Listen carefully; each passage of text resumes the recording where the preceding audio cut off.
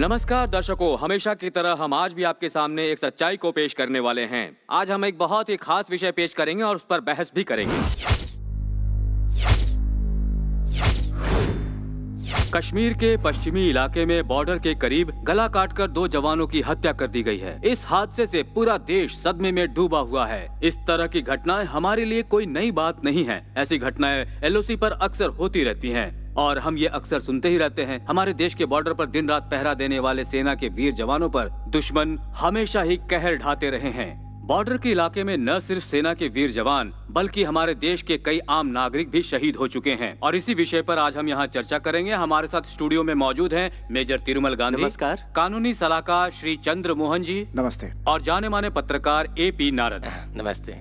आज हमारा पहला सवाल मेजर तिरुमल गांधी जी से है। हमारे देश का सिपाही जब शहीद होता है, चाहे वो गोली से हो, किसी हादसे से हो या फिर गला काटने से हो, तो उसे हम उग्रवादी या आतंकवादी हमला कह देते हैं। लेकिन अगर अचानक कोई जवान गुम हो जाए या फिर लापता हो जाए, उसकी क्या वजह हो सकती है, जरा ये बताइए। देखिए, जब भी फोर्स का जवान या फिर ऑफिसर लापता हो जाता है और ये खबर मीडिया में आती है, तो हमें ही नहीं बल्कि पूरे देश को इस पर दुख होता है। ये तो हकीकत बात है, हर कोई जानता है। इस तरह का हादसा जब कभी भी हमारे देश में होता है तो सच्चाई को बाहर लाने में बहुत वक्त लगता है। अब आप बताइए कि इसकी वजह क्या है। हादसा होता है तो हमें पता नहीं चलता, वो हमें उस वक्त पता चलता है जब ऐसे मामले हमारे सामने आते हैं। उसकी वजह क्या है ये जानने के लिए हमें बहुत वक्त लगता है। ये बात आप भी जानते हैं, कितने जवान शहीद होते हैं, उनका सर काट दिया जाता है, लेकिन हम क्या कर पाए? आखिर हमारा देश क्या कर पाया? हर रोज हमारे देश में ऐसी घटना घटती रहती है, फिर भी हमारे राजनेता कुछ नहीं कर पाते हैं। इसकी वजह क्या है, क्यों है ऐसा? ये सब एक राजनीति का ही खेल है। हर कोई अपनी ही सीट बचा कर रखने के लिए तरह तरह के वादे करते हैं, आश्वासन देते हैं, लेकिन कोई भी उन शहीदों के बारे में नहीं सोचता, क्योंकि इनमें उनको अपना राजनीतिक फायदा नहीं मिलता। मरने वाले मरते रहे, जीने वाले जीते रहे, उन्हें कोई फर्क ऐसा नहीं आखिर कब तक चलता रहेगा? कोई जवान अचानक गायब कैसे हो जाता है, क्या वजह है? कोई अचानक गायब नहीं होता। एलओसी पर कोई ब्लैक मैजिक नहीं चलता है और न चलेगा। गायब होने के पीछे कोई न कोई कारण जरूर होता है। मेजर, मैं आपकी बात से देखिए, हादसा होने से पहले ही हमें सतर्क रहना होगा। ये हमारी कमजोरी है कि हम मैं बताता हूँ, कोई भी इल्जाम अपने सर पर नहीं लेता, कोई भी अपने आप को गलत नहीं ठहराता। अच्छा, एलओसी पर इस तरह के गायब होने की घटना आगे भी चलती रहेगी या फिर इसे रोकने के लिए कोई कदम उठाया जाएगा? इस तरह की घटना आगे भी हो सकती है, इस बात से इनकार नहीं कर सकते हम। एलओसी को क्रॉस करके उस तरफ जाने का रीजन क्या है, इसे जाने बिना कोई राय देना मुश्किल है। इस तरह के हादसों को रोकना हमारा फर्ज है। हमें कोई सख्त नियम लाना होगा। ये एक हादसा है, एक अनहोनी है, बस एक एक्सीडेंट है। ऐसा बहाना बनाकर ऐसे बातों को दबाने की कोशिश कर रहे हैं। उसकी वजह से हमें ऐसे कारणों का पता लगाकर उसे शक्ति से रोकना चाहिए। यही हमारा फर्ज है, यही करना चाहिए। हमारे देश की हिफाजत करने वाले नौजवानों में से एक नौजवान एलओसी पर अपना फर्ज निभाते हुए गायब हो गया। वो बॉर्डर पर अपने देश की रक्षा के लिए अर्धसैनिक बलों की एक टुकड़ी का नौजवान था, जिसका नाम था बासु। उस जाबाज सिपाही के लापता होने की वजह से उसके घर वालों पर क्या गुजरी है, आइए जरा हम देखते हैं। पता नहीं इस वक्त मेरा बेटा किस हाल में होगा। मुझे उसे एक बार देखना है। मेरा दिल कह रहा है मेरे बच्चे को कुछ नहीं हुआ होगा। सरकार से मेरा निवेदन है कि उसका जल्दी से पता लगाए। राजनेताओं को इसका जवाब देना ही होगा। बासु को ढूंढ कर लाना होगा। माँ बाप की देखभाल करना बच्चों का फर्ज है। अगर उनका सहारा छीन लिया जाएगा तो उनका क्या होगा? लापता होने वाला वासु अभी इस वक्त कहाँ है? क्या वो मारा गया या फिर जिंदा है? कहीं ऐसा न हो कि एक दिन उसका भी कटा हुआ सर एलओसी के पास मिले। ऐसे ही कई सवालों का जवाब पाने के लिए आज पूरा देश बेचैनी से इंतजार कर रहा है।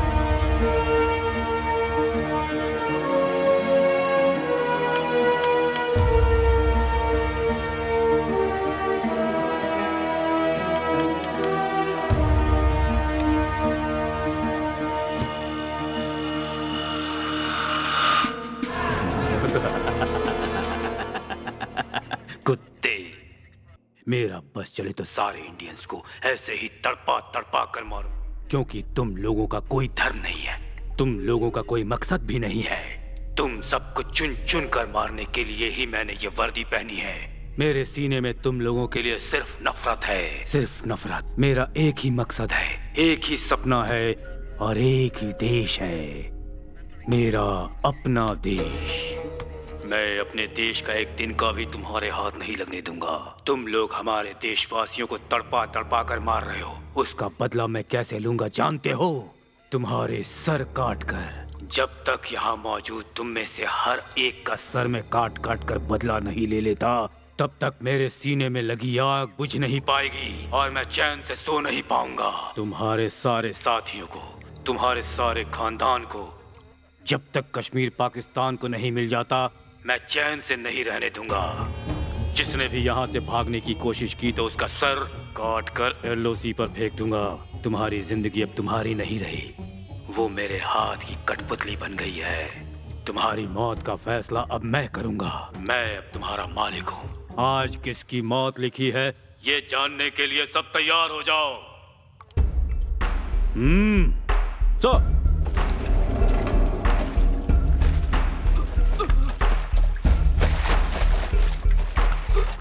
तुम लोगों के आदमियों के हाथों ही तुम लोगों को मरवाऊंगा। जिसे कुछ दिन जीना है वो दूसरे को मारेगा, नहीं तो हमारी गोली उसे मार देगी।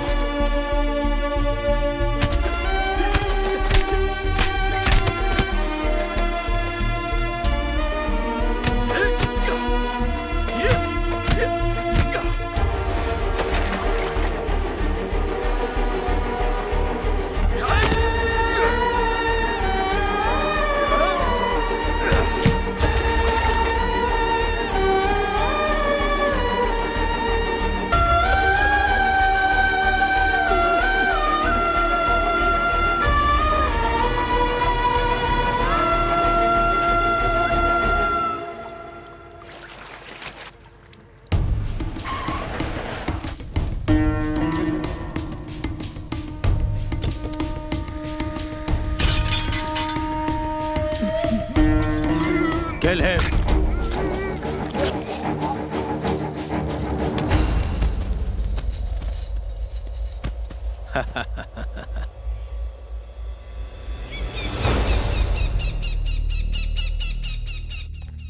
मैं तमिलनाडु के एक छोटे से गांव में पैदा हुआ। आज पाकिस्तान की एक जेल में अत्याचार झेल रहा हूं, जिसका कारण है मैं एक इंडियन हूं। मैंने पहले कभी सपने में भी नहीं सोचा था कि देश क्या होता है, लेकिन देश का सिपाही बना तो देश की कीमत समझ में आई। मैं जब छोटा था तब बहुत शैतानी करता था, किसी की नहीं सुनता था। अगर कोई कुछ समझाता तो मैं उसका उल्टा ही करता, इसलिए सबसे कमज़ोर स्टूडेंट था। टीचर्स की बातों को हमेशा मजाक में उड़ा दिया करता। ये भी नहीं समझता था कि राष्ट्रगान की इज्जत देश की इज्जत होती है। कोई कुछ भी कहता, मैं अपनी शैतानी से बाज नहीं आता। मेरे बड़े पिताजी का बेटा, मेरा बड़ा भाई प्रकाश, मेरे बिल्कुल उल्टा था। वो बहुत सिद्धांतवादी था, वो हर चीज़ में परफेक्ट था, बहुत बड़ा देशभक्त। उसके दिल में एक ही इच्छा थी, देश की सेवा करना। 8वीं क्लास में वो एनसीसी में भर्ती हो गया, मैं भी हो गया। पता नहीं ये मेरे भाई के प्यार की वजह से हुआ या फिर मेरे शौक की वजह से हुआ। मेरी क्लास की एक लड़की ने एनसीसी में जाने के लिए हाथ उठाया और मैंने भी उठा दिया। मेरा भाई अपने आप को मिलिट्री का जवान समझने लगा था। एनसीसी के टीचर जो भी उसे बताते वो दिलो जान से वही करता, लेकिन मैं अभी भी ठीक उसका उल्टा ही करता। उस लड़की को लाइन मारने के चक्कर में मैं हमेशा एनसीसी टीचर की मार खाता, लेकिन फाइनली मैं एनसीसी का सीरियस कैडेट बन गया और वो लड़की भी सीरियस कैडेट बन गई।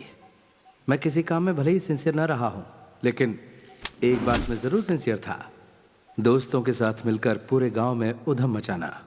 मैं और मेरे भैया एनसीसी, स्कूल, कॉलेज, मंदिर, गांव, शहर कहीं भी हो साथ साथ जाते थे, लेकिन जब घर जाते तो अलग हो जाते। जिसका कारण है मेरे पिताजी मक्खन लाल और बड़े पिताजी सूरज लाल। दोनों में बरसों से दुश्मनी चली आ रही है। दोनों की ही दुकानें मंदिर के पास आमने सामने है। बस थोड़ा बहुत कारण मिला नहीं कि दोनों ने लड़ना शुरू कर दिया। अक्सर होता ये कि लड़ाई होती उन दोनों भाइयों में और बलि चढ़ते हम दोनों भाई। ना बाबा, मैं अपनी पढ़ाई छोड़कर आपके साथ छुट्टे पैसे गिनूं? है ये मुझसे नहीं होगा। कल से तू मेरी दुकान पर मेरे साथ बैठेगा। हमें उससे आगे बढ़ना है और अपनी दुकान को बड़ा बनाना है। बस हम दोनों भाइयों को कॉलेज छुड़वा दिया और दुकानों पर बिठा दिया।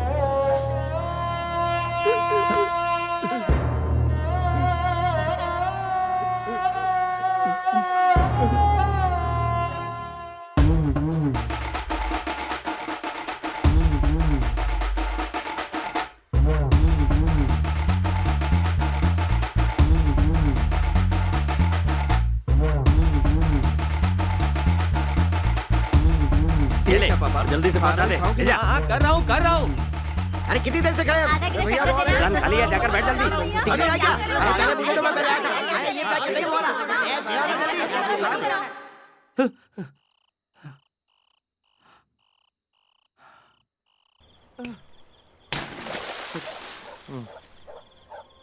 ये बोरियां उठाने के लिए कॉलेज में पढ़ाई की हमने। छोड़ना बाजू, ये गधा मजदूरी कुछ ही दिन के लिए है। कुछ ही दिनों के लिए हम लोग कश्मीर जा रहे हैं। हा?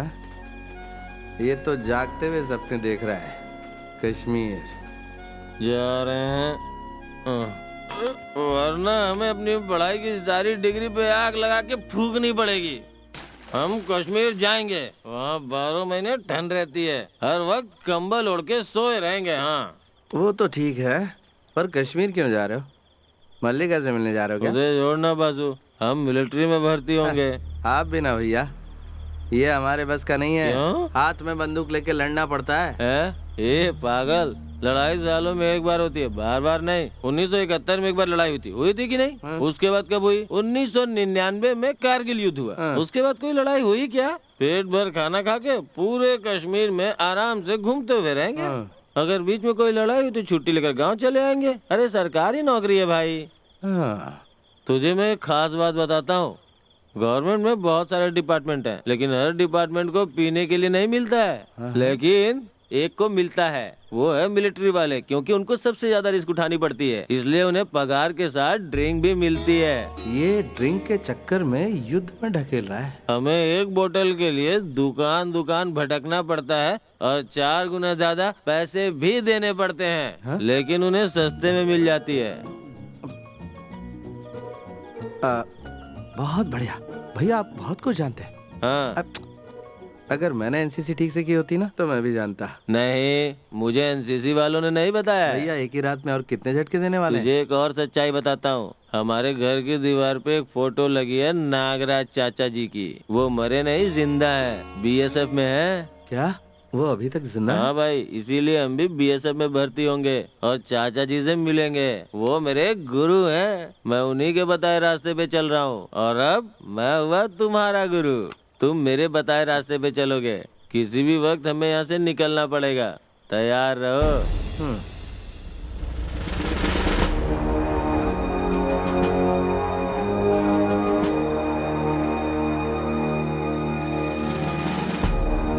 भाई आगे बढ़ना। इतना क्यों डर रहा है? ये एक फॉर्मेलिटी है बस, चला।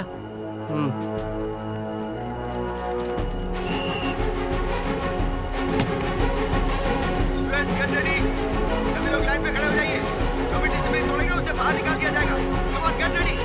अपने अंदर स्फूर्ति लाओ और तेज भागो। जो पहले नंबर पे टेंशन मत ले भाई, सब ठीक हो जाएगा। मैंने कई जगह फोन पे बात की है। तो फिर तू ये सोच रहा है कि वॉर होगी तो क्या होगा? वो नहीं सोच रहा हूँ भैया, आपको पता नहीं शराब मिलती है, वही सोच रहा हूँ। तुम्हें मेरी बात पे डाउट हो रहा है क्या?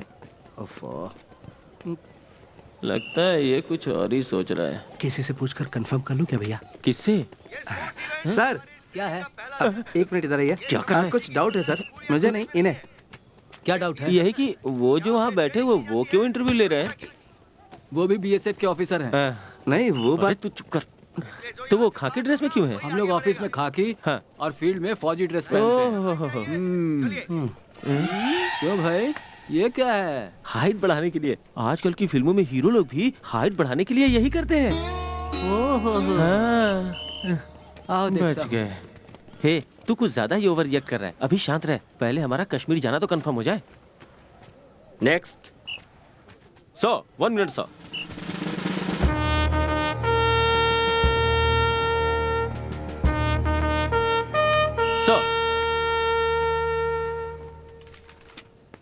सर, नागराज जी ने फोन किया था। हु इज नागराज जी? वो भी आपकी तरफ बीएसएफ में ऑफिसर है। वो जरूर फोन करेंगे। मेरा लालन पालन जो है मिलिट्री परिवार में ही हुआ है। I am fit.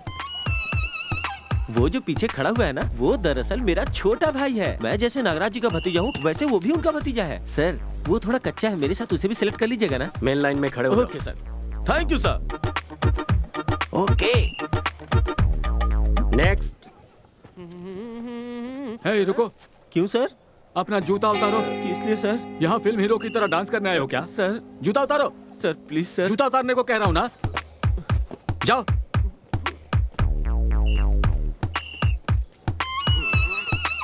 कितनी हाइट है इसकी? हे, ठीक से खड़े हो। हाँ ठीक है। Five feet 4 inch। Sir 1 minute sir, Nagaraj ji का फोन आया था, जरा पूछ के बताइए ना। 42। जोर से सांस लो, अपनी छाती फुलाओ, सीने में सांस भर के।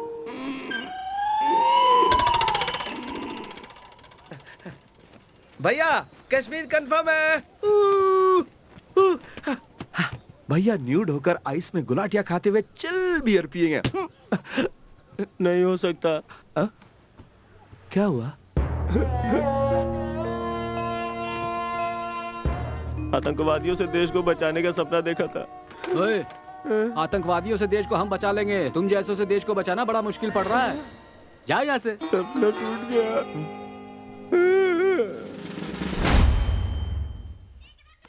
जा बेटा जा, तुझे जो भी सही लग रहा है वो कर, लेकिन ईमानदार रहना। चुप रहिए जी। सुबह शाम दुकान में जब बैठता था तब किरकिरी करते रहते थे। अब अपने हिसाब से कुछ बनना चाहता है तो बनने दीजिए ना। बेटा वासु, इधर आओ। आओ, जरा यहाँ पर खड़े रहना। हे भगवान, मेरा इकलौता बेटा है, इसकी हमेशा रक्षा करना। अपनी शर्ट उठा। माँ, उठा कह रही माँ हूँ क्या ना। कर रही हो? तू चुपचाप खड़ा रहना बेटा। 6 साल की उम्र में पहली बार कमर की डोरी पहनाई थी, तब नहीं पहना तो अब क्या तू पहने? मेरी सांस है और ये धागा मेरा आशीर्वाद है। चाहे कुछ भी हो जाए, कभी इसे अपने से अलग मत करना। ये हमेशा तेरी रक्षा करेगा। अपना ख्याल रखना बेटा। दुकान की आराम की जिंदगी छोड़कर मेहनत मजदूरी करने 3000 किलोमीटर राजा दूर महाराजाओं जा की रहे हैं। जिंदगी आप ही को मुबारक। अरे तुम उनको छोड़ो ना। ये बताओ, बेंगलोर में तुम ट्रेनिंग के लिए जा रहे हो या वहाँ घूमने जा रहे हो? दीदी, अब आप भी शुरू हो गई। क्या कह रही है? ये अपना सपना पूरा करने जा रहा है, अपने देश की हिफाजत करने जा रहा है, जो इसका धर्म है। हमारा क्या है, हम तो यही रहने वाले हैं। देख बेटा, अगर तेरा वहाँ मन नहीं लगे, तुझे ज्यादा तकलीफ हो, तो तू अपनी माँ के पास लौट आना। हाँ, ठीक है, मैं चलता हूँ।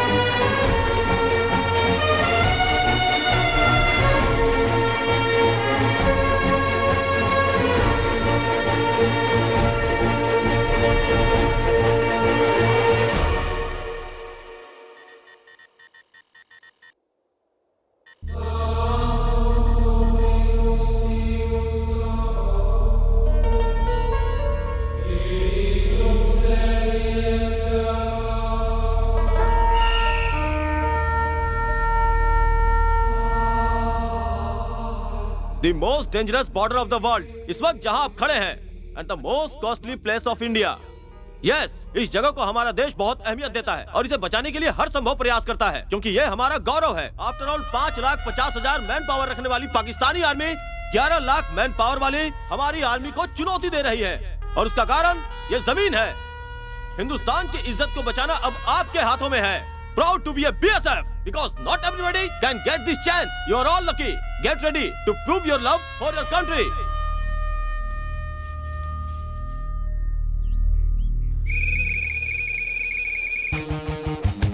चलो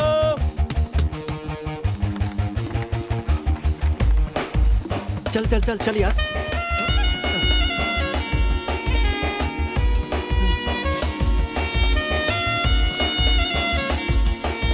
Boy, you just follow my instruction. We will do the rest. देख रहे हो, अपने में ही खोया है, पता नहीं क्या सोचता रहता है। हे वासु, चल जल्दी आ।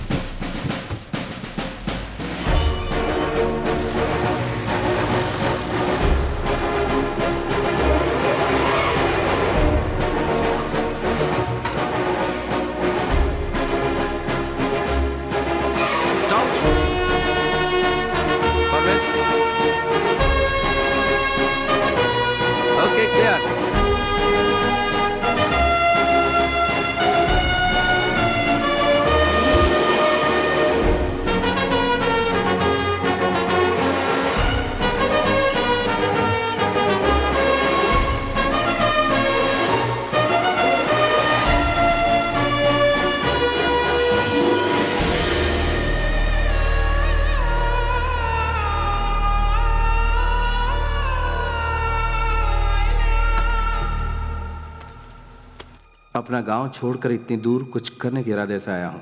अपने माँ बाप से नाराज होकर नहीं। अपने माँ बाप से नाराज होकर यहाँ कोई नहीं आता। अपने देश की रक्षा के लिए ही हर जवान यहाँ आता है। मैं जब अपना गांव छोड़कर चला था तब यही सोचा था कि मेरे गांव के लोग मुझे यहाँ मिलेंगे, लेकिन यहाँ आकर पता चला कि अपने गाँव का अकेला मैं ही यहाँ पर हूँ। यहाँ आते समय जो खुशी थी वो यहाँ आकर गायब हो गई। सोचा था कि आराम वाली नौकरी करूँगा।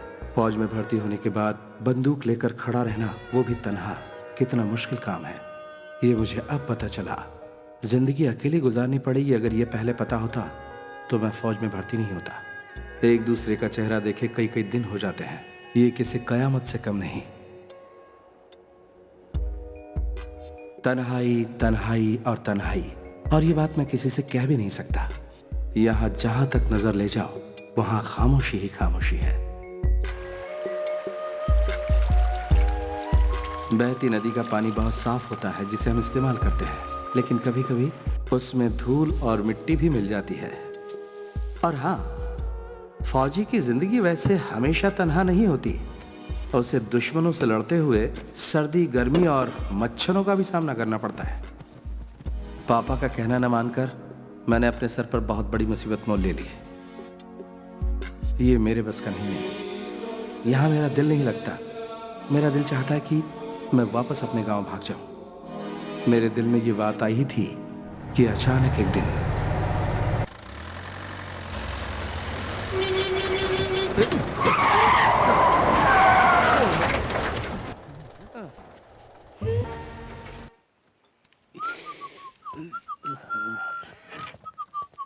अरे क्या हुआ भाई साहब? क्या भाई? हाँ? तू हमेशा गुमसुम रहता है, आज हंसकर पूछ रहा भाई साहब क्या हुआ? लेकिन हुआ क्या? चेक पोस्ट पार करते ही सलामाबाद रोड पर अचानक एक लड़की हवा की रफ्तार से गाड़ी के सामने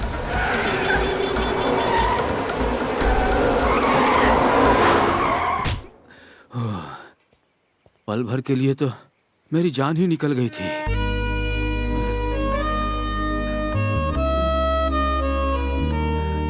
लेकिन मुझ में जान आ गई थी। मेरा दिल पहले मेरे काबू में था, लेकिन उसे देखने के बाद अब नहीं रहा। तन्हाई में उससे बातें करता हूँ, उसकी यादों में खोया रहता हूँ। तन्हाई में मुझे आसपास वही नजर आती है। पता नहीं मुझे क्या हो गया। अकेले में हंसता रहता हूँ। कल तक मैं तन्हा था, आज उसकी यादें मेरे साथ हैं। स्टॉप! पता नहीं फिर कब नजर आएगी, यही सोचता हूँ। नहीं मिली तो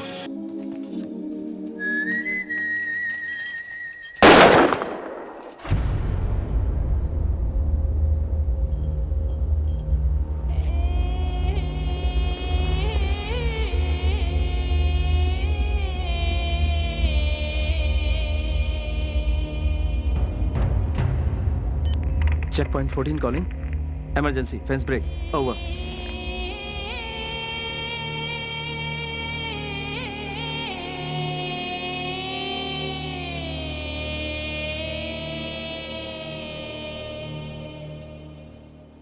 सर, क्या हुआ यहाँ पे? मेमना फेंसिंग क्रॉस कर रहा था, सामने वाले ने गोली मार दी सर। तो तुम यहाँ पर क्या कर रहे थे?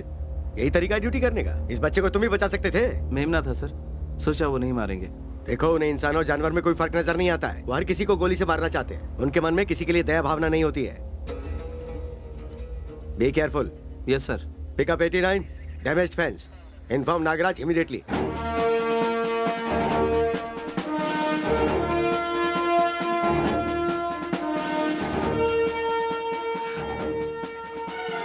अरे नागराज चाचा जी,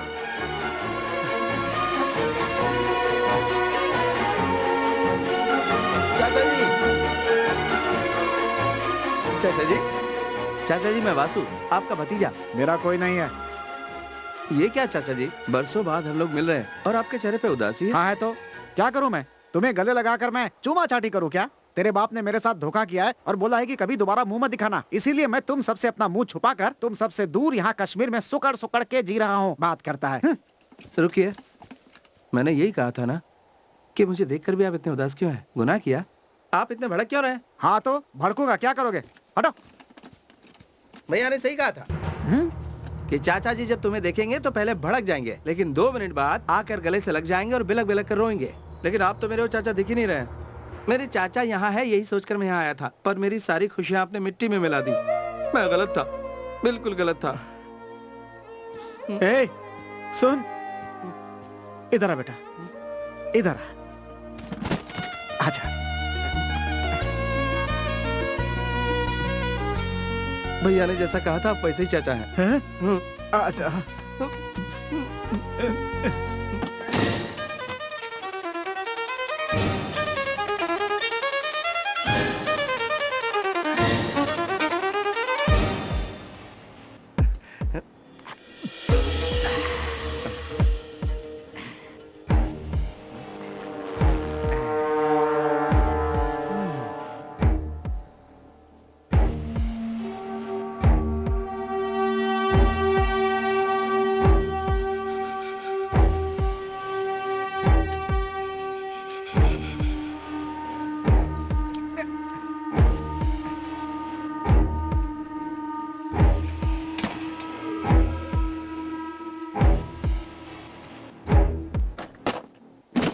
देख बेटा, काम के समय में भी तेरा चाचा नशे में रहता है ऐसा मत सोचना।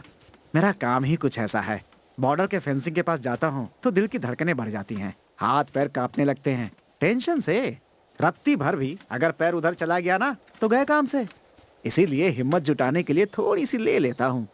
ये मत सोचना कि तुम्हारा ये चाचा जंग के डर से पीता है।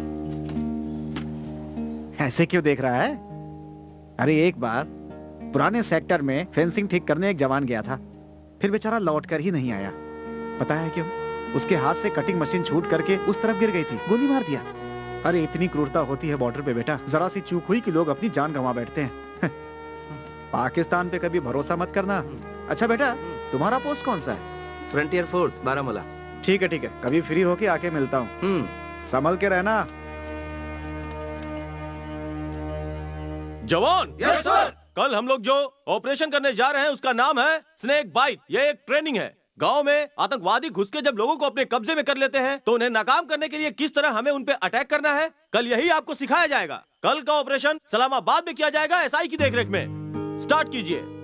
कल मेरे चुने हुए 4 जवान टेररिस्ट के रूप में गांव के किसी एक घर में घुसेंगे। Nasir. Yes sir. Vasu. Yes sir. Vishal Reddy. Yes sir. Joe Thomas. Yes sir. All jawans ready. Yes sir. Mister Mohammad Malik, कल सुबह इन सभी जवानों को अपने घर में रिसीव कर लीजिएगा। ओके?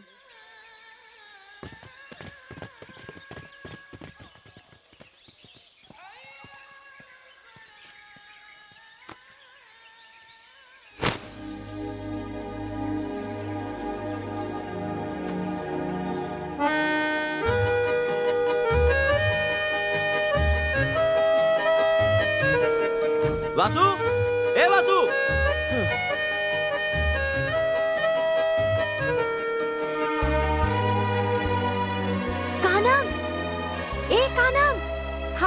अरे जल्दी इधर आ रही हूँ। जल्दी जानती है हमारे गांव में टेररिस्ट घुस आए हैं। ये क्या कह रही है? सच कह रही हूँ, मिलिट्री वाले भी आए हुए हैं। तो सच बोल रही है? हाँ। ए, क्या हुआ? कोई दरवाजा खटखटा रहा है। रुक, मैं आती हूँ वहाँ। जल्दी आओ, जल्दी आओ। कहाँ है, कहाँ है? उधर, उधर है। ठीक है, तू उस तरफ जा। हाँ। इधर कोई नहीं है। देख।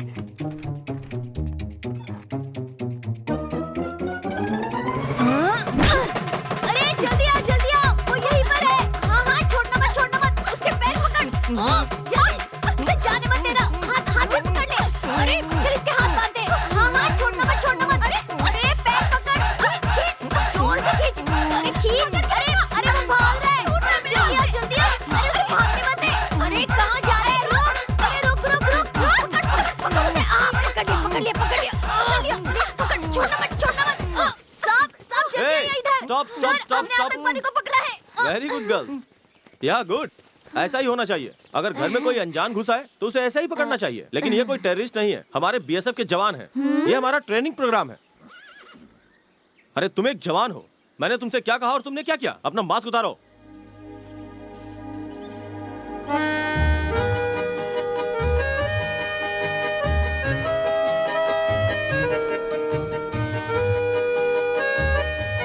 Idiot. Come on, guys.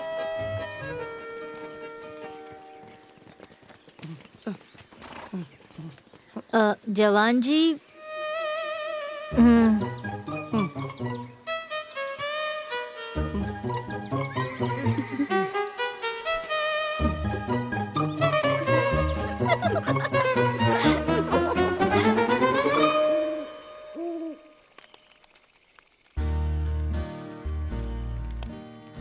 बोलिए। मेरे पिताजी, हाँ। यानी कि तुम्हारे दादाजी, हाँ। दो बीवियां थी उनकी। हाँ। दूसरी बीवी से 2 बच्चे हुए थे, एक तुम्हारे पिताजी और दूसरे तुम्हारे बड़े पापा। ये मैं जानता हूँ चाचा जी। जब मैं पैदा हुआ था तो पिताजी की दौलत में मैं हिस्सा मांग लूंगा, इस डर से मेरी बेइज्जती करके बेरहमी से धक्का मारकर बाहर निकाल दिया। हाँ बेटा, जब मैं छोटा था तो मीठा जल बहुत पसंद करता था। वो क्या होता है? अरे वही नींबू जूस, संतरा जूस और सोडा। उस समय केले का मिलता था। घर के पास वाली मंदिर की दुकान से हमेशा वहीं से लेकर पीता था। 500 रुपए उधार हो गए थे। चुका नहीं पाया तो दुकानदार ने मुझे दौड़ा कर पीटा था। ये बात पता नहीं कैसे तुम्हारे पापा तक पहुंच गई। उन्होंने मुझे बुलाया, बोला उधार मैं चुका दूंगा, बस तुम इस पेपर पर साइन कर दो। पता है उस पे तुम्हारे पिताजी ने क्या लिखा था? इस घर पे मेरा कोई अधिकार नहीं होगा। बच्चा समझकर मुझसे साइन करा लिया और सब कुछ मेरे हाथ से चला गया। उस समय वो 500 रुपए मेरे लिए किसी खजाने से कम नहीं थे। मैंने साइन कर दिया। ये बात पता नहीं कैसे गांव वालों को पता चल गई और लोग मुझे ताने मारने लगे कि सिर्फ 500 रुपए के लिए मैंने अपनी जमीन जायदाद सब कुछ छोड़ दी। लोगों ने मुझे धक्के मारकर गांव से बाहर निकाल दिया। किस मुंह से गांव में जाऊं मैं? अब बस कीजिए चाचा जी, वरना दिमाग की सारी नसें फट जाएंगी। मैंने अभी पी कहा है। आधी बोतल डकार चुके हैं आप। अरे बाप रे, क्या हुआ? मेरी कमर की डोर कहीं गुम हो गई। कमर की डोर गुम हो गई? ये कैसा शोर है? आज सुबह यहाँ जो ऑपरेशन हुआ था उस समय इसकी कमर की डोर गुम हो गई है। वो यहीं कहीं होनी चाहिए, ऐसा मुझे शक है। अरे भाई, उस धागे में ऐसी कौन सी बात है? किसी को मिली क्या? सुनो, वो मेरी माँ की निशानी है। यस, जान से भी प्यारी है। वो नहीं मिली तो मैं सो नहीं पाऊंगा। हमारे देश में बहुत सारी चीजें हैं जिसमें से 3 मुख्य हैं। पहली है कमर की डोर, दूसरी मंगलसूत्र और तीसरी है पायल। कान खोल कर सुन लो, अगर कमर की डोर किसी को मिली है तो चुपचाप लौटा दो। अगर किसी ने छुपाने की कोशिश की तो वो खून की उल्टी करके मरेगा। इतनी पावर है उसके अंदर। अब देखो कैसे मिलती है। इधर आएगी। क्या है? जरूर आ जाएगी चाचा जी।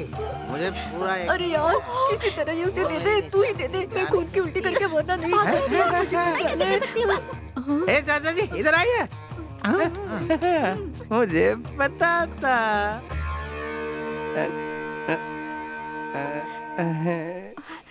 वो मेरी सहेली बहुत शरीफ है, उसे जानबूझकर नहीं लिया था। हाँ पता है पता है।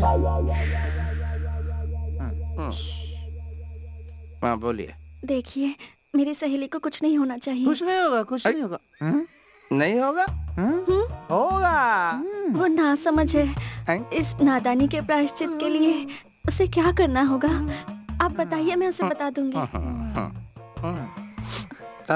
प्रायश्चित तो करना होगा, लेकिन वो लड़की नहीं कर सकती। तुम्हें करना होगा। मुझे? क्या करना होगा मुझे? तो ये लो, ये तुम मेरी कमर से बांधोगी। नहीं नहीं नहीं, ये मुझसे नहीं होगा। नहीं। मेरे बच्चे, तू घोड़े को बांधने की बात कर रहा है क्या? वो बात की बात है, अभी तो इसे बांधने दो। बांधो बांधो। तो तुम्हारी सहेली नहीं बचेगी। अरे नहीं, प्लीज बांध देना यार। चलो, ठीक है, बांधती हूँ। अरे रहने देना। मेरी सहेली को कुछ नहीं होना चाहिए।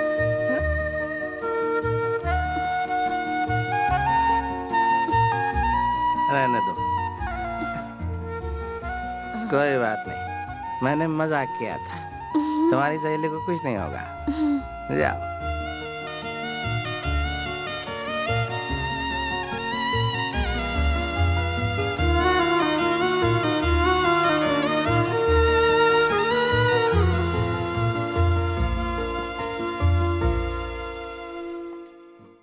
माँ।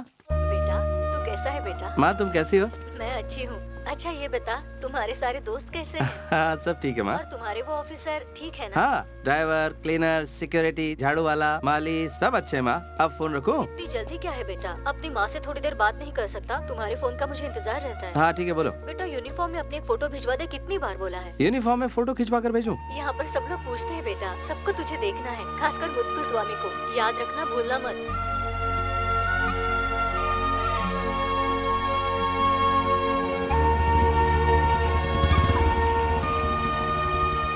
क्या हुआ छोटे?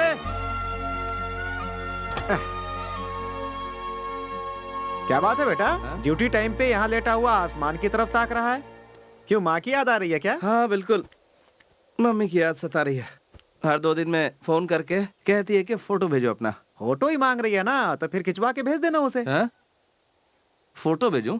अरे तू ऐसे बात क्यों कर रहा है जैसे अभी तू मुझे गोली मार देगा? तो फिर क्या करूं मैं? ढोल बजाऊं, बाजार में नाचूं? अरे तू इतना चिढ़ क्यों रहा है? आप नहीं जानते, वो वहाँ लड़की वालों को दिखाने के लिए मेरा फोटो मंगा रही है। मैं अपनी जगह उस लड़की का फोटो भेज दूं जिसे मैं चाहता हूँ। तेरी माँ को बुलेट का शौक लगे ना लगे, तेरे बाप को बॉम्ब का शौक जरूर लगेगा। जो भी हो। तो अब एक काम कीजिए चाचा जी, कहीं से भी एक अच्छे से फोटोग्राफर को वहाँ ले जाइए जहाँ वो मिली थी। कौन? वो कश्मीरी लड़की है क्या? यस। रहने दे बेटा, वो एरिया अनजान एरिया है, इतनी आसानी से किसी पे भरोसा नहीं कर सकते। इसीलिए कहते हैं बड़ों के साथ बैठकर कभी नहीं पीनी चाहिए। एक गिलास अंदर गया और एडवाइस देनी शुरू कर दी। नहीं बेटा, उन लोगों के साथ तेरी जमेगी नहीं। नहीं चाचा जी, वही लड़की तो मेरी जिंदगी है, आप समझते क्यों नहीं? हाँ लेकिन अब आपको कुछ भी बोलने की जरूरत नहीं है। शाम को एक फोटोग्राफर को लेकर सीधे वहाँ पहुँच जाइए, ठीक है? हाँ। कश्मीरी ड्रेस में बहुत खूबसूरत लग रही है चाचा जी। मेकअप कुछ ज्यादा कर लिया है बेटा। ठीक है, जा जा। फोटोग्राफर कहाँ है? इधर आ। ये फोटोग्राफर है? यही तो फोटोग्राफर है। कैमरा निकालो, हमारी फोटो खींचो। देखा कितना बढ़िया चमकाता है। जाओ फोटो खिंचवाओ। ये मुझे दीजिए। मेरे पीछे आओ।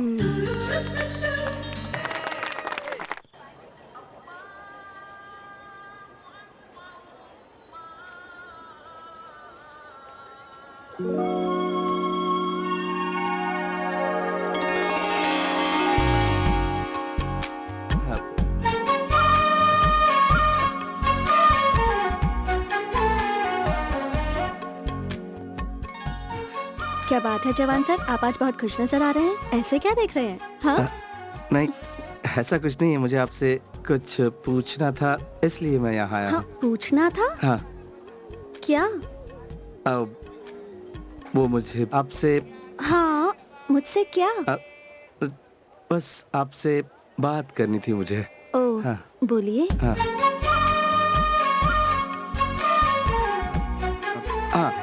मेरा नाम वासु है। वासु? हाँ।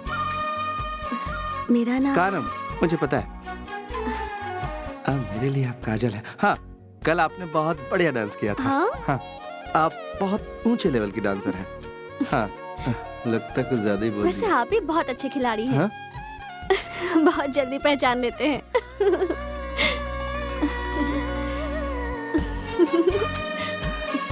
बेटा वासु, हंसी तो फंसी। ये मौका मिस मत करना। क्या मिस मत करना? वो बस ऐसे कह दिया। मौसम बहुत सुहाना है ना। आज जब मैं आया था तो मुझे अच्छा नहीं लगता था। लगता था यहाँ से भाग जाऊं। फिर सोचता था रुक जाऊं। बहुत ही कंफ्यूज था, फैसला नहीं कर पा रहा था।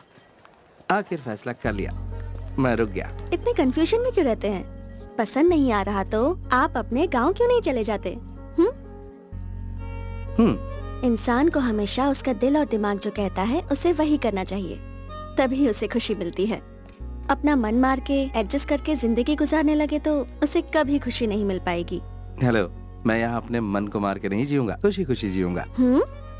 बहुत खुशी खुशी। हाँ, ऐसी कौन सी खुशी मिल गई? हाँ, अब इससे कैसे समझाऊं? अब तुम जो मुझे मिल गई हो। आप क्या बड़बड़ा रहे हैं? थोड़ी देर और यहीं रुक जाओ ना। थोड़ी देर का मतलब कितनी देर? अब दिन भर। नहीं, पूरा साल।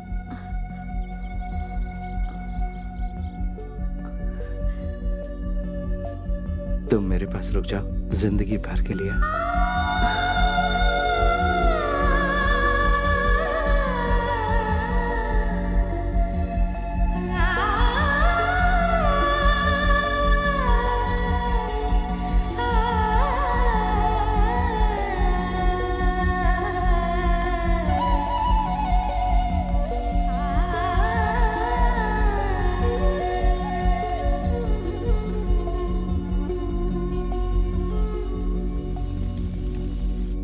जोजो। हाँ, 1 मिनट आ रहा हूँ। सुन, तू जाके सीधा उससे बात करना, वही सबसे अच्छा तरीका है। पहले जाकर उसे प्यार से समझा, अगर वो नहीं मानती है ना तो उसे उठा लाएंगे। मुझ पे भरोसा रख, ले आएंगे ना। किसको यार? अरे यार, तुझे कितनी बार समझाऊं मैं। हीरो की जो प्रेमिका है ना, वो उसके चंगुल से निकल गई और उसकी मैरिज पाव भाजी वाले से फिक्स हो गई। ये तो सही बोला तूने। हम एक काम करेंगे, उस पाव भाजी वाले को ही उठा लेंगे। फिर काजल का कंफ्यूजन क्लियर, तब तेरा लव कंफर्म हो जाएगा। नहीं, ऐसा कुछ भी नहीं करना है। बहुत ही बेकार सोचते हो तुम लोग। तुझे क्या लगता है कोई तेरे सामने आके हाथ पैर जोड़ेगा और प्यार से बोलेगा कि दामाद जी मेरी बेटी को ले जाइए? बेवकूफ।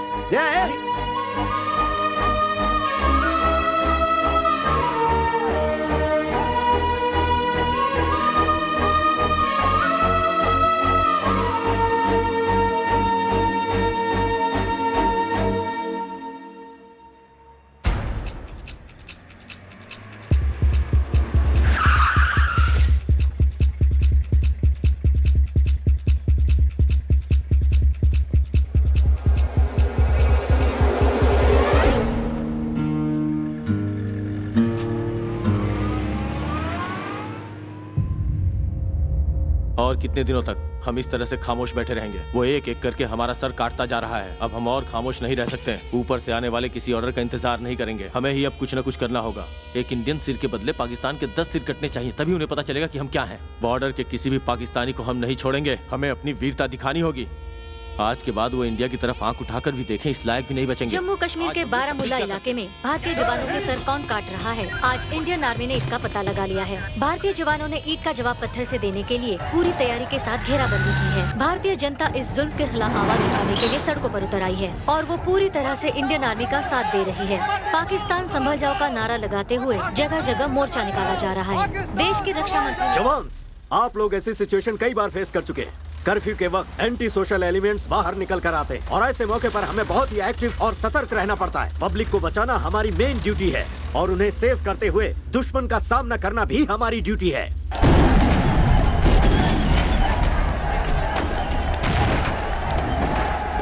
हमारा फर्ज सिर्फ बॉर्डर पर युद्ध लड़ना ही नहीं है, ये बात आप अच्छी तरह से जानते हैं। Are you ready? Yes sir. Let's move.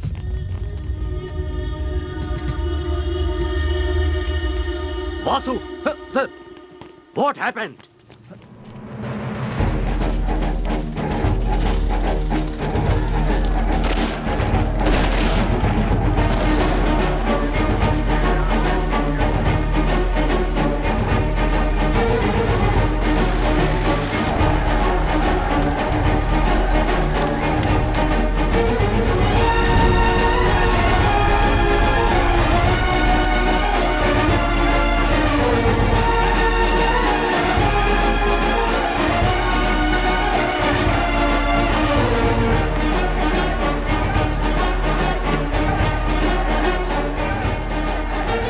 Baramulla के हालात खराब होते जा रहे हैं। पाकिस्तान के रहवासियों को आसपास के इलाकों से निकाला जा रहा है। दो देश की राजनीति की लड़ाई में आम जनता पिस रही है। दोनों तरफ से गोलीबारी जारी है।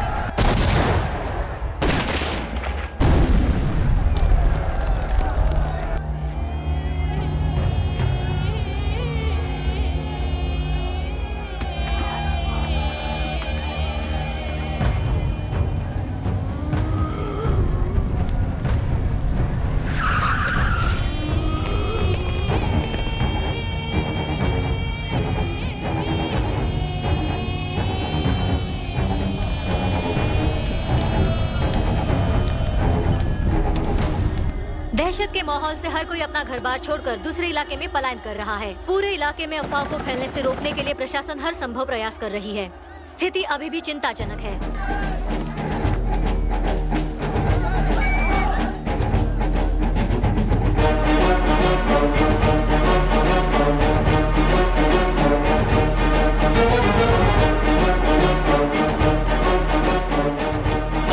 Troops have fired on Kashmir protesters, killing a teenage student. It comes on the second day of violent clashes in the disputed Himalayan region. Now, according to police, a boy was killed when security forces...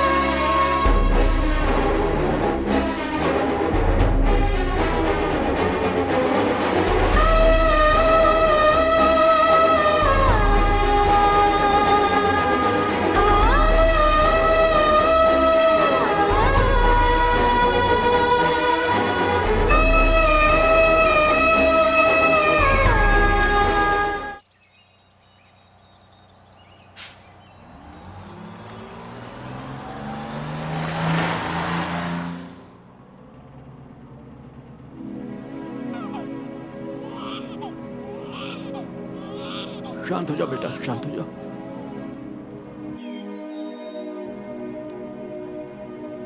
मेरे पापा यहाँ India में shawl का business करते हैं और मैं भी बिजनेस के लिए यहाँ पर आई थी। और तुम पढ़ाई के लिए यहाँ आई थी? नहीं, मैं अपने दादा से मिलने आई थी। मेरी दादी पाकिस्तान में है। मेरी दादी पहले मेरे दादा के पास ही रहती थी।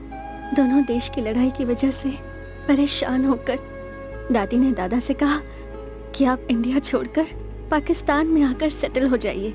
लेकिन दादा के लिए ये बिल्कुल मुमकिन नहीं था। उन्होंने मना कर दिया। फिर मेरे मम्मी पापा के साथ मेरी दादी मुझे पाकिस्तान ले गई और दादा यहीं रह गए। पहली बार जब दादी गई थी तब मेरे पापा सिर्फ 12 साल के थे।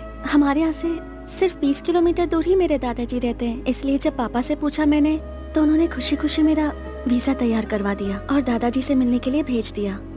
मैं जब यहाँ आकर अपने दादाजी से मिली तो मुझे वाकई बहुत खुशी हुई।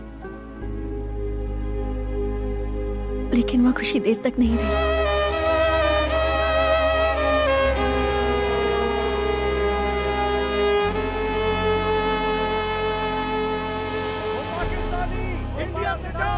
पाकिस्तानी इंडिया से जाओ, ओ पाकिस्तानी इंडिया से जाओ, ओ पाकिस्तानी इंडिया से जाओ, ओ पाकिस्तानी इंडिया से जाओ, ओ पाकिस्तानी इंडिया से जाओ। रुको रुको, क्या कर रहे हो?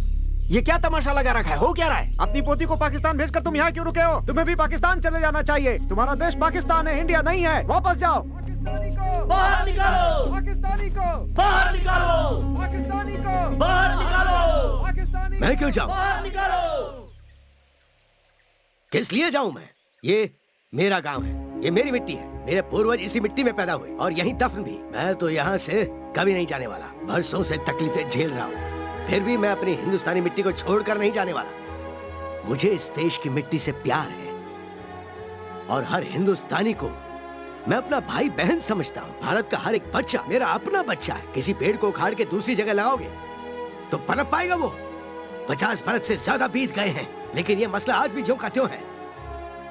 इतने बरसों के बाद मेरी पोती मिलने आई थी, उससे मिलके बहुत खुश हुआ, लेकिन अफसोस मेरी खुशी ज्यादा दिन नहीं रह पाई। उसे मजबूर होकर यहाँ से जाना पड़ा। अब वो यहाँ नहीं आ पाएगी और आई तो मेरा नसीब, पता नहीं तब तक जिंदा रहूं या ना रहूं। दोबारा मैं मेरे अपनों से कब मिल पाऊंगा?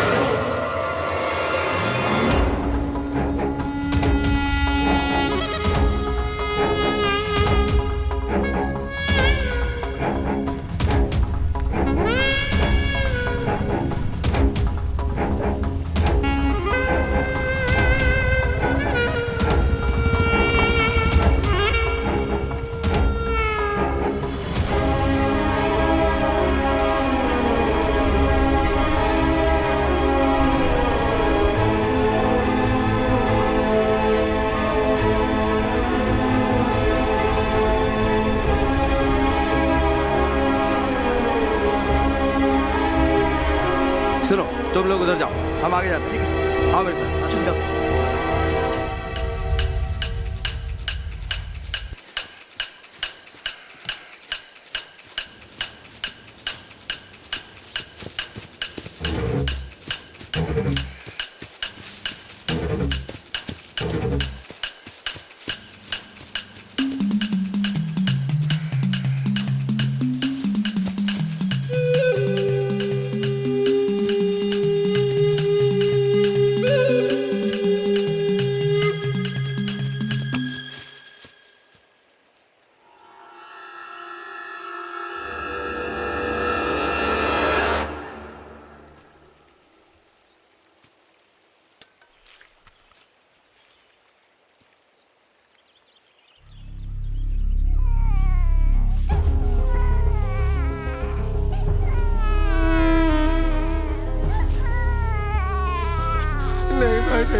हम पे रहम करो, हमें मत मारो।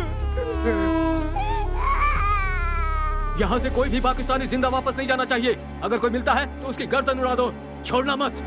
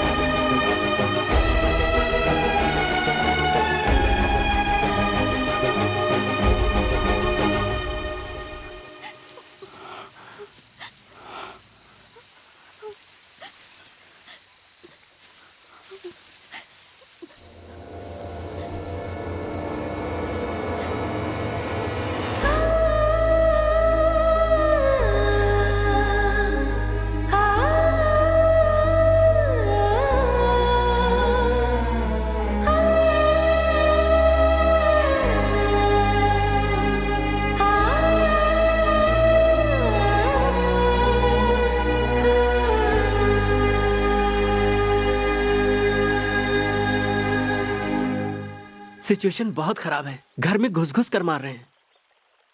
एम्बेसी में मेरा फ्रेंड है, मैं उससे बात करता हूँ। सिचुएशन नॉर्मल होने तक एम्बेसी बंद रहेगी, ऐसा उसने कहा था।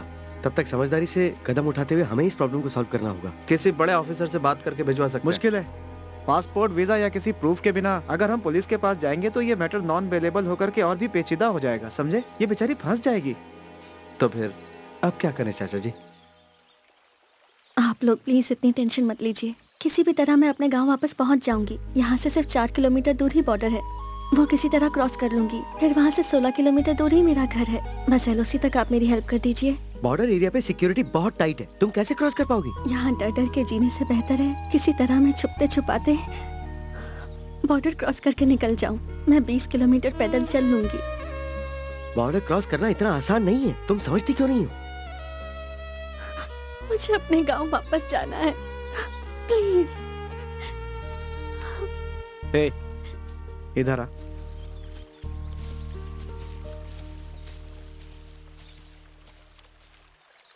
बासु, वो लड़की बेचारी वाकई यहाँ नहीं जी पाएगी। हालांकि मुझे नहीं कहना चाहिए, फिर भी तुमसे कह रहा हूँ। यहाँ से 3-4 किलोमीटर आगे डेथ पॉइंट चौकी है, वहाँ कोई सिक्योरिटी नहीं रहती। अगर तुम इस लड़की को किसी तरह वहाँ ले जाओ और चुपचाप बॉर्डर क्रॉस करा दो तो मुझे नहीं लगता कि कोई प्रॉब्लम होगी। बेचारी अपने घर पहुँच जाएगी। क्यों? ठीक है चाचा जी। ए, तूने एक पाकिस्तानी लड़के से प्यार किया, ये अपने आप में एक रिस्क है। अगर तू उसे बॉर्डर तक छोड़ने गया तो और मुसीबत हो जाएगी। मैंने पाकिस्तानी लड़के से प्यार नहीं किया, जिससे प्यार किया वो पाकिस्तानी है।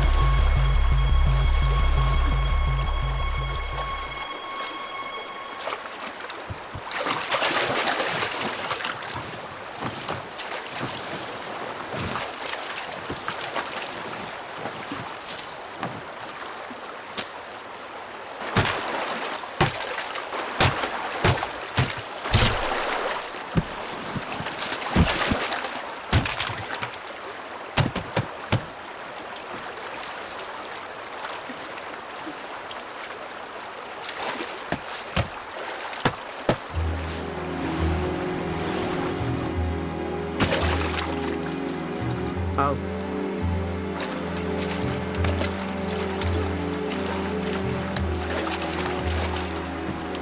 ध्यान से। अब तुम जाओ वासु, मैं यहाँ से अकेली चली जाऊंगी। नहीं, मैं चलूंगा। तुम जाओ वासु, मैं नहीं चाहती तुम पर कोई मुसीबत आए। मैं चली जाऊंगी वासु। देखो, इस समय 7 बजे, मैं 8 बजे तक वापस आ जाऊंगा, मुझे कोई प्रॉब्लम नहीं होगी। मेरा दिलो दिमाग कह रहा है कि मैं तुम्हारे साथ चलूं, इसलिए आ रहा हूं। ठीक है?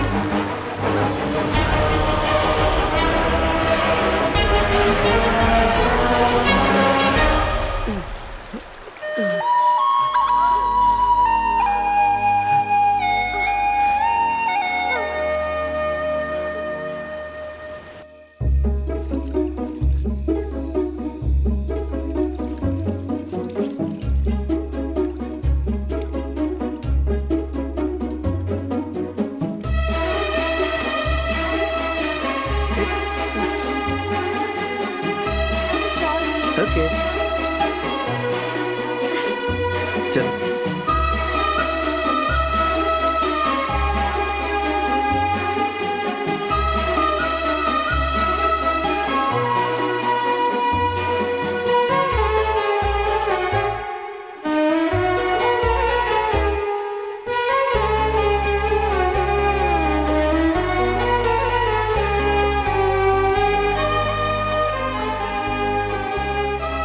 ये बताओ, यहाँ से तुम्हारा गांव कितनी दूर है? सिर्फ 8 किलोमीटर है। 8 किलोमीटर? चलो हम दोनों रेस लगाते हैं। हाँ? हाँ, हम जल्दी पहुंच जाएंगे। चलो। हाँ। रेडी, 1 2 3।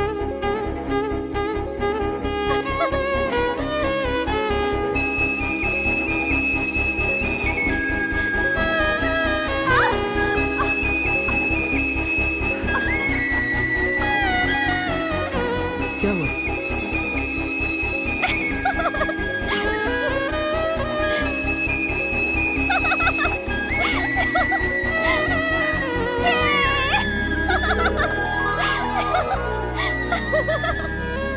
तुम्हारा दिमाग तो ठीक है ना? बिल्कुल ठीक है।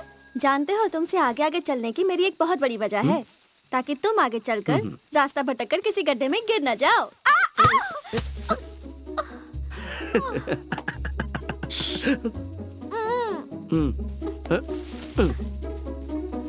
क्या हुआ? हाँ? अगर मुझे पहले पता होता कि तुम इतनी हिम्मत वाली हो तो तुम्हें पहले से ही अपने पास रखता और ट्यूशन लेता। 3000 किलोमीटर दूर आकर एक लड़की से प्यार करने की हिम्मत तुम में है, तो मुझ में हिम्मत नहीं हो सकती क्या?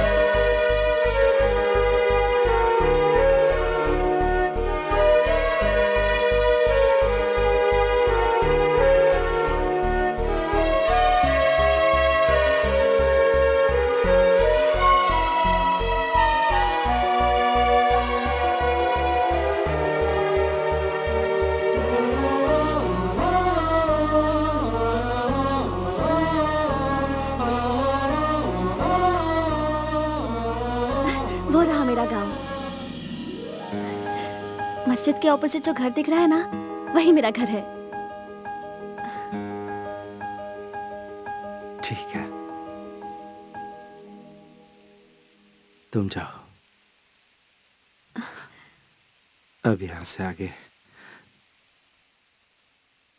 मेरी जरूरत नहीं रही।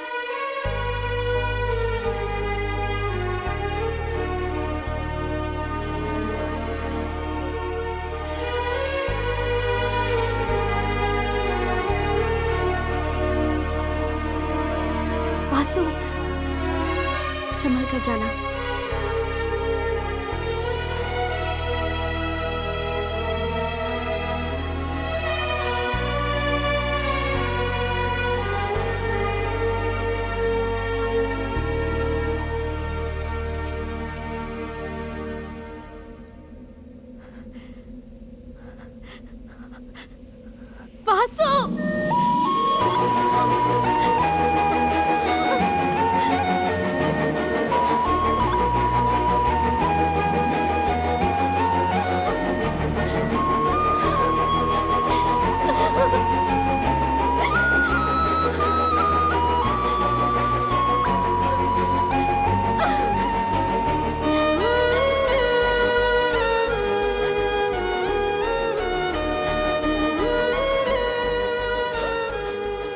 फिर कभी मुलाकात हो पाई? हालात सुधरने के बाद मैं जरूर तुम्हारे पास आऊंगी।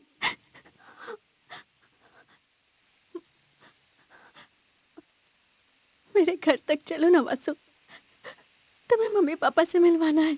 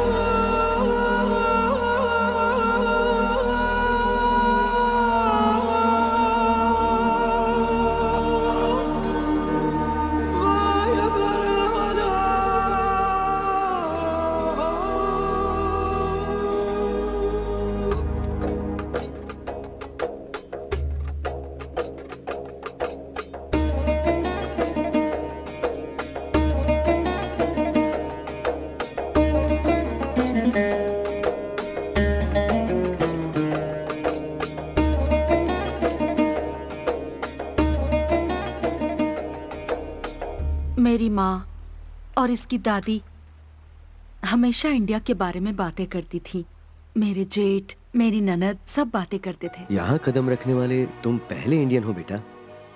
हमारी माँ अक्सर कहा करती थी कि इंडियन सचमुच बड़े दिल वाले होते हैं और यहाँ हम सब के दिलों में हिंदुस्तानियों के लिए बहुत इज्जत है।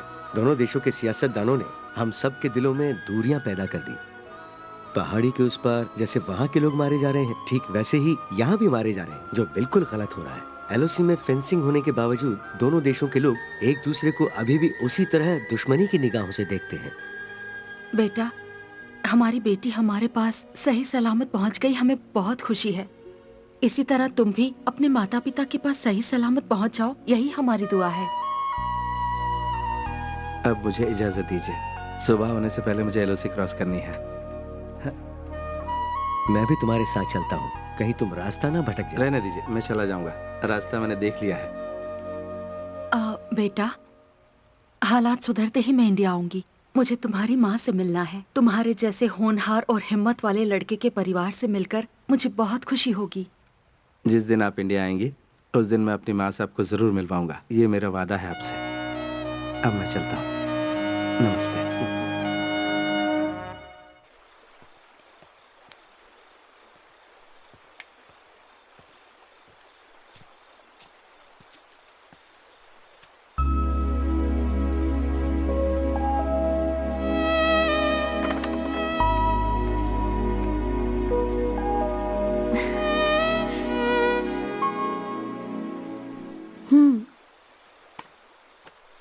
इसी के लिए तुमने इतनी मेहनत की ना? अपने लिए नहीं, माँ को दिखाना है। क्यों? तुम्हें नहीं चाहिए ये? मुझे भी चाहिए। तुम्हें चाहिए या माँ को चाहिए? सच बताओ। मैंने कहा ना मुझे भी चाहिए।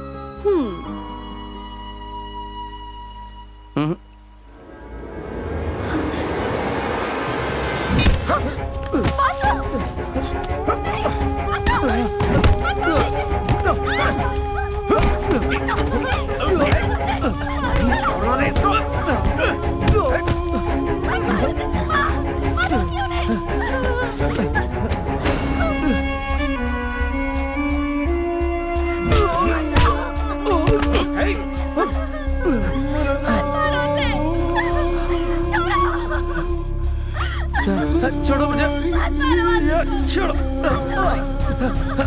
छोड़ो। पापा, उनसे कहो उसे छोड़ दे। प्लीज पापा, बासु, बासु, बासु,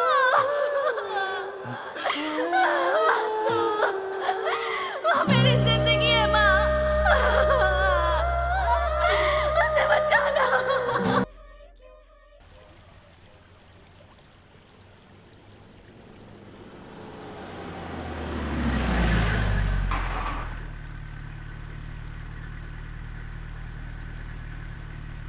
उस मैरिज इनविटेशन का क्या हुआ?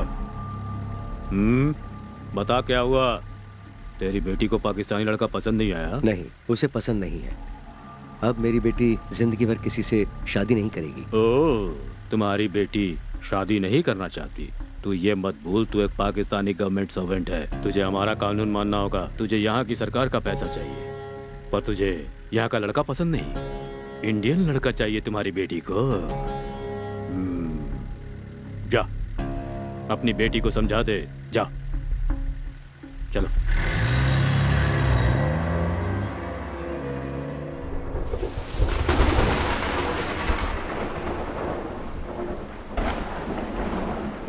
हमारे ऊपर यहाँ जो अत्याचार हो रहा है वो हमारी गवर्नमेंट को पता है कि नहीं?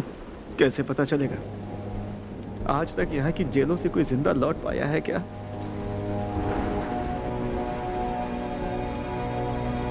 सुनने में आया है कि मेरी मौत आ चुकी है, इसलिए मैं तुम लोगों से एक रिक्वेस्ट करना चाहता हूँ, वो लोग मुझे मारे।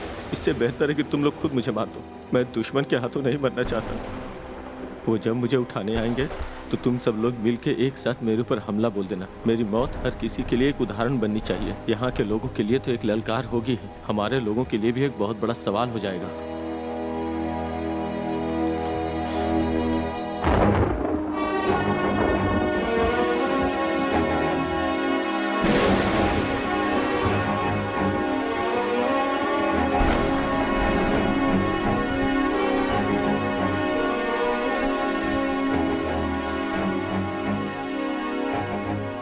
तूने उस लड़की से प्यार अपनी मर्जी से किया है। इंडिया के लोगों ने तुझसे क्या क्या आस लगा रखी होगी, ये तो तुझे पता ही है ना। लेकिन तेरा सपना है कि तू भले ही अपने परिवार या देशवासियों से ना मिले, लेकिन अपने प्यार से जरूर मिले। सही है ना?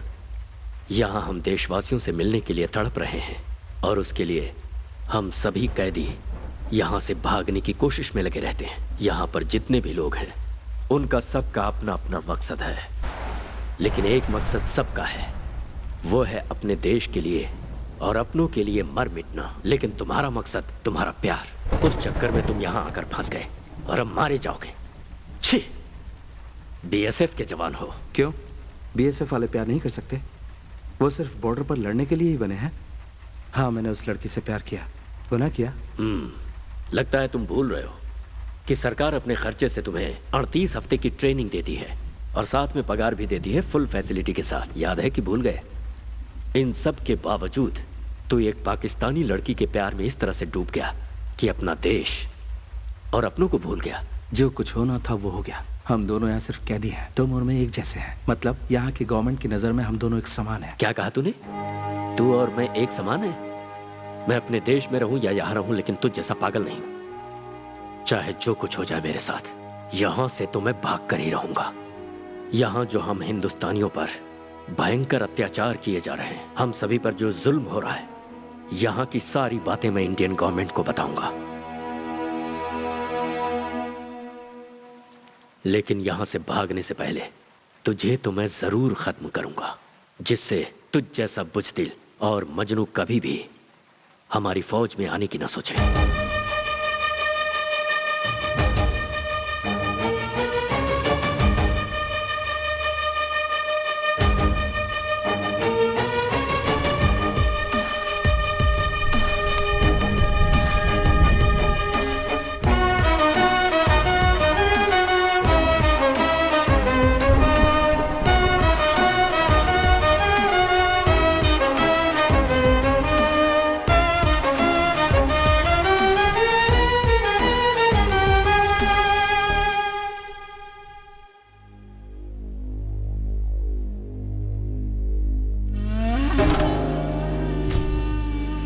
जब तक वो जिंदा है मेरा मकसद पूरा नहीं हो सकता।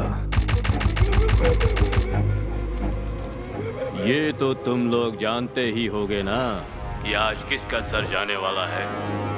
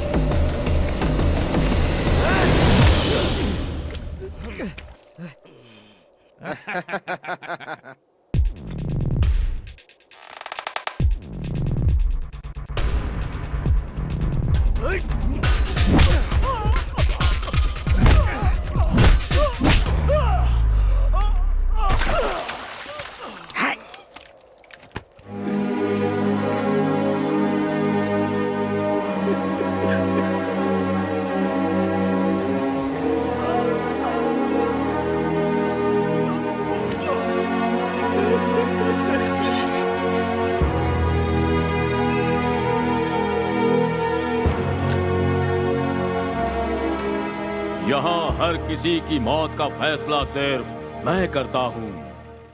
अब तेरी बारी है।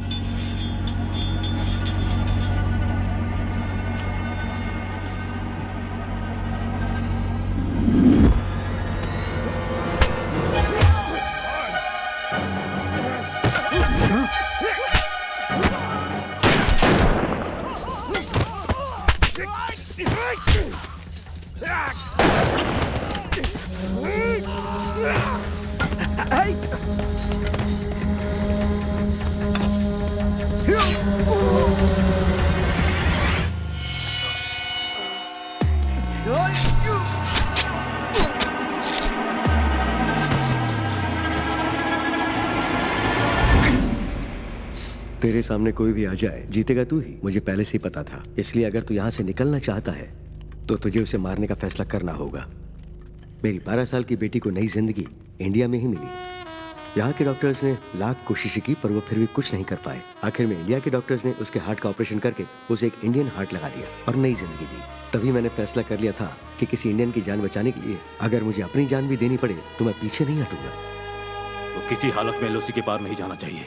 जहां भी दिखे उसे वहीं भून दो और सिर काट के एलओसी के पार फेंक दो। जब तक वो जिंदा है मुझे सुकून नहीं मिलेगा। और वो लड़की गद्दार है, उसे कितना समझाया पर वो नहीं मानी। किल हर।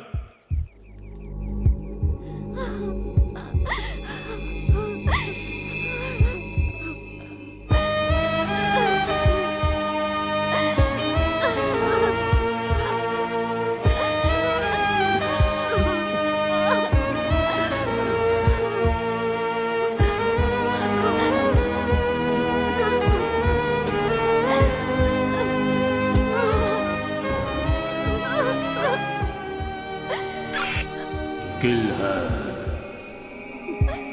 किल हर।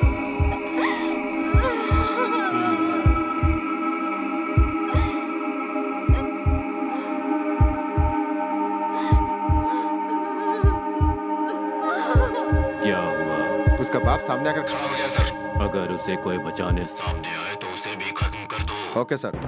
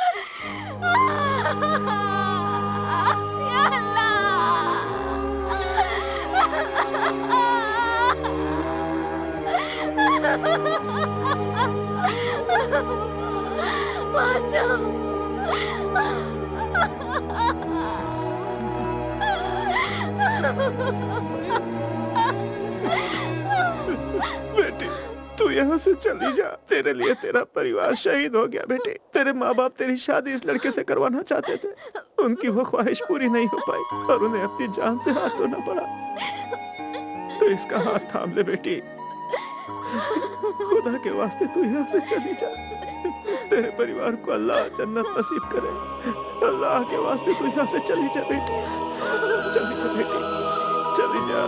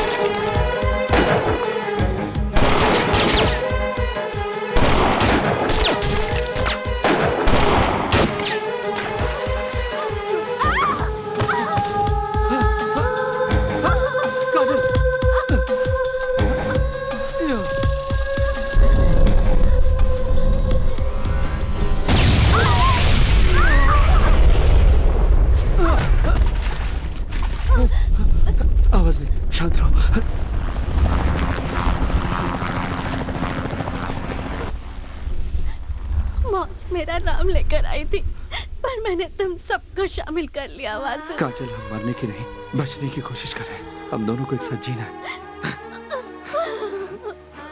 मुझे मर जाने दो वासु। मरने का नहीं, जीने का हौसला रखो। मुझे जिंदा नहीं छोड़ेंगे, मुझे नहीं जीना है वासु। तुम्हारे परिवार को यकीन था तुम्हें मेरे साथ कभी कोई तकलीफ नहीं होगी, तुम हमेशा खुश रहोगी। उनका यकीन टूटेगा नहीं, चाहे जो हो जाए। वो हमारी वजह से शहीद हुए हैं, उनकी शहादत को जाया नहीं होने दूंगा। मेरे साथ इतना जुल्म हुआ है, फिर भी मैंने जीने की उम्मीद नहीं छोड़ी है। मेरे माँ बाप भी मुझे देखने के लिए कितने तड़प रहे होंगे। हमें हौसला नहीं तोड़ना है काजल। अगर हम दोनों ऐसे ही मर गए तो पता है क्या होगा? वो 32 कैदी भी मारे जाएंगे। हम कैसे बचेंगे? कैसे बचेंगे ये मत सोचो काजल, यहाँ से बचकर निकलेंगे, तुम ये हौसला रखो। यहाँ से बॉर्डर सिर्फ 8 किलोमीटर बचा है। मैं फिर कह रहा हूं, मौत से ज्यादा जिंदगी का हौसला रखो। हम जिएंगे और साथ में जिएंगे। आओ।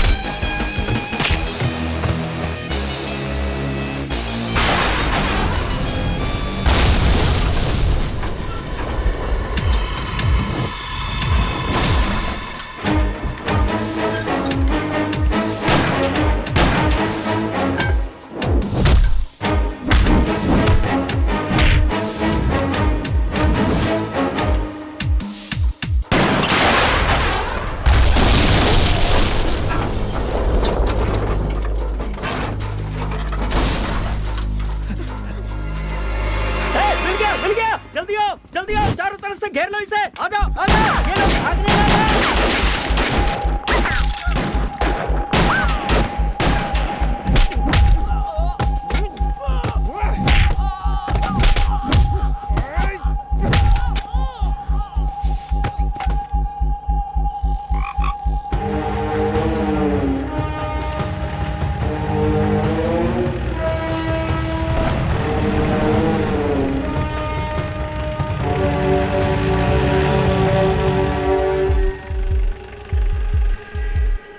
सर, बोलो।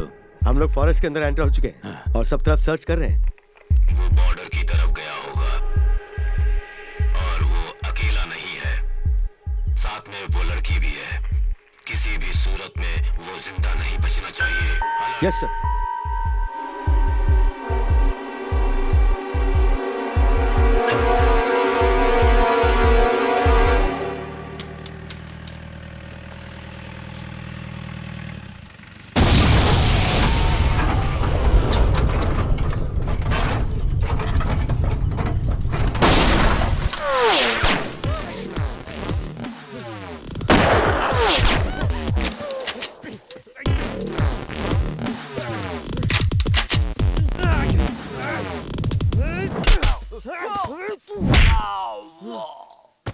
काजल, काजल, काजल।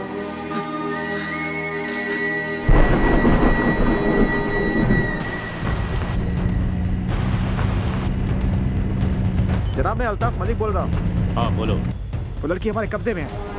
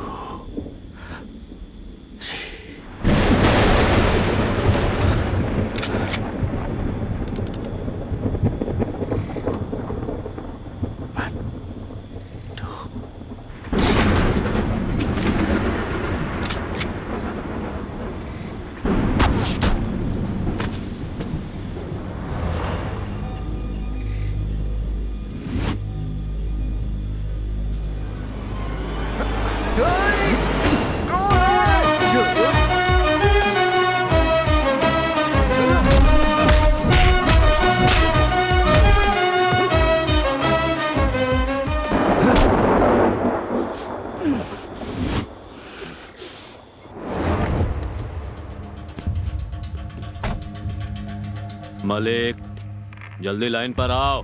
मलिक,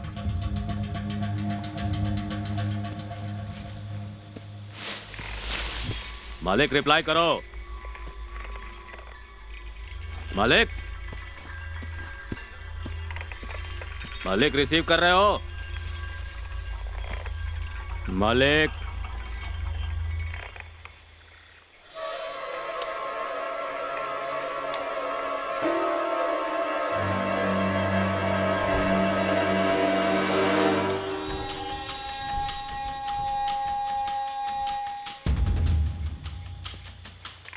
क्या है?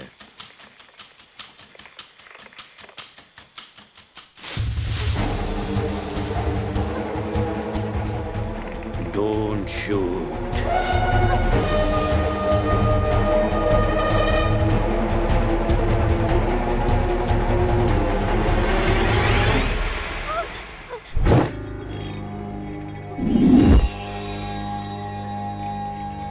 आजा इंडियन बीएसएफ वाले, पाकिस्तान में इंडियन आया। आजा, बढ़ आगे, आ मेरे पास। बढ़िया।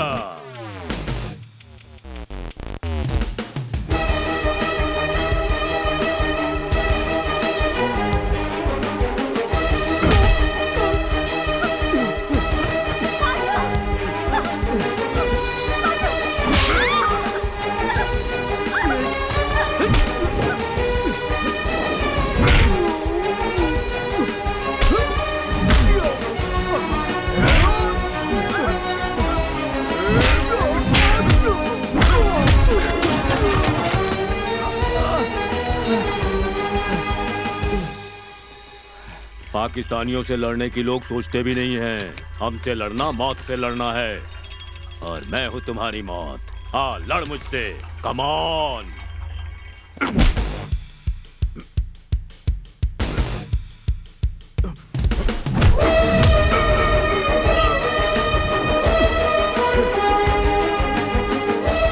जब तक कश्मीर पाकिस्तान को नहीं मिल जाता मैं चैन से नहीं रहने दूंगा।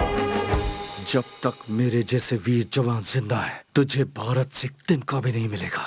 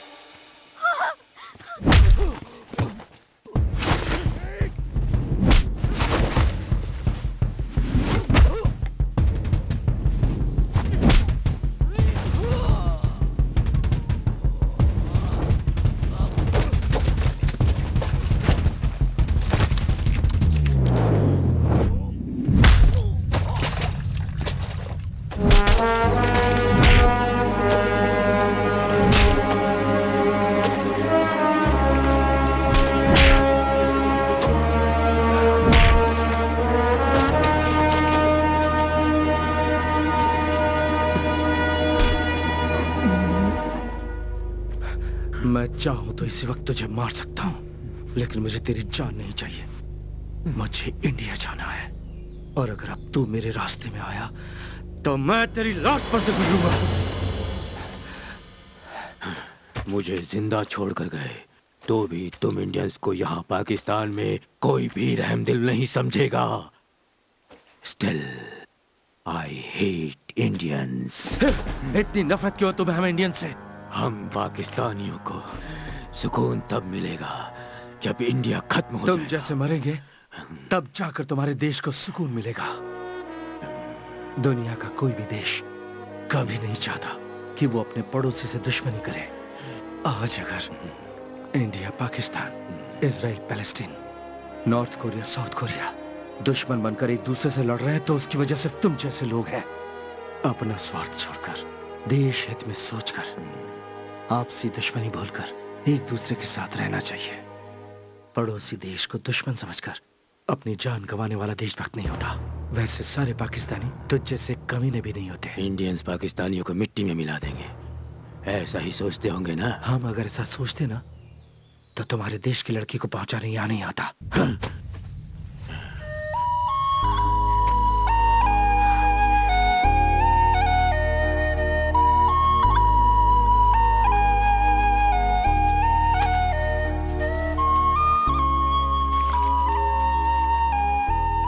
पाकिस्तान से बरसों से चली आ रही दुश्मनी को एक तरफ करके दोनों देशों ने आपस में मिलकर एक ऐसी संधि बनाई है जिसमें एक दूसरे के देश में कैद दोनों देशों के कैदियों को रिहा कर दिया गया। अपना वादा निभाते हुए भारत ने अपने जेल से 23 पाकिस्तानी कैदियों को रिहा कर दिया है। इस संधि के पीछे भारत के एक जाबाज सिपाही वासु का बहुत बड़ा हाथ है। दोनों ही देशों के प्रमुखों ने इस संधि को एक खास उपलब्धि बताई है। पाकिस्तान के जेल से छूटकर आए हुए लोग आज अपने परिवार के साथ हंसी खुशी से जिंदगी गुजार रहे हैं।